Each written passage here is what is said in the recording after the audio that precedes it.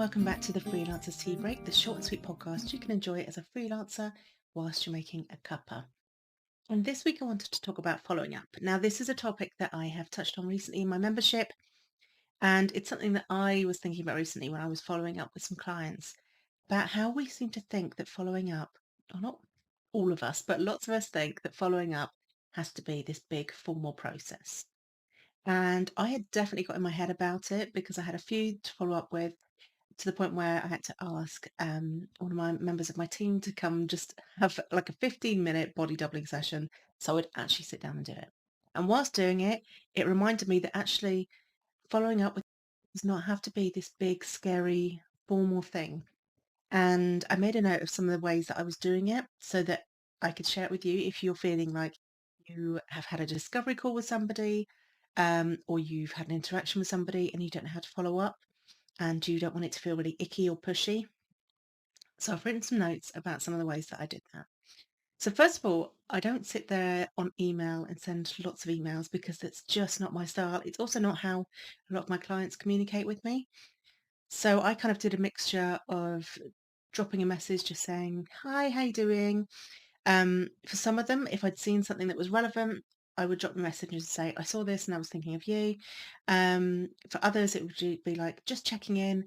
Did you have any questions about this quote?" Um, no pressure, but I just wanted to check in with you. So it doesn't have to be a big pressurized thing. And it's basically just checking in. I wouldn't use social media if I don't normally speak to them on social media because that feels like it would be very invasive of their personal space. But if it's something where we've already spoken on social media and I'm following up there, that feels quite natural.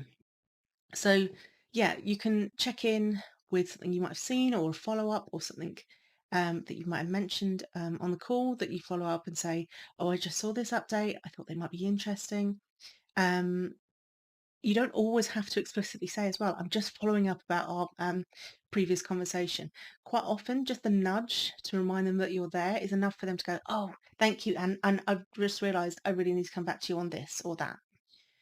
So it's basically a way of gently reminding them that you're there without it being pushy. And also, because you've done it in a way that's a bit more informal, sometimes that means that that thing that was on their to-do list to reply to for ages by email now becomes something that they can just reply and go, "Yep, okay, let's book it in." Or "I've decided not to at the moment, but that's okay." So um, it's a really nice way of just basically nudging them, reminding them that you're there, but there's no pressure. There's also another way that I learned from Sally Farrant, which is an email with, if you kind of checked in with someone a couple of times and they either haven't replied or you haven't really got a response, that goes either way. It's a really good email that was basically on the lines of, "It's really lovely to chat to you recently. Because I haven't heard back from you, I'm going to assume that you've gone in a different direction. So I just wanted to wish you um, good luck," or whatever it was, something nice and positive in the future. And I'd love to keep in touch. Now, it's a really interesting email because I've seen quite a few people in my business lounge use this email for other things as well. And quite often people will come back and go, "Oh, no, no, no, I meant to book in. I'm really sorry. It's been on my to-do list. I've been really bad with my emails," or anything like that. "I still want to book in." So it either gives you closure or it reminds them that you're still waiting and they can close it. So either way, it kind of gives you a closure rather you thinking it's something that still needs to be done.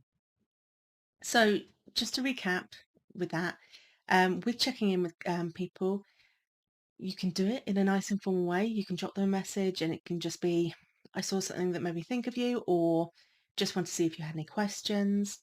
And then if that doesn't work, um, and you've sort of had radio silence, there's an email that you can send that is really good for that as well.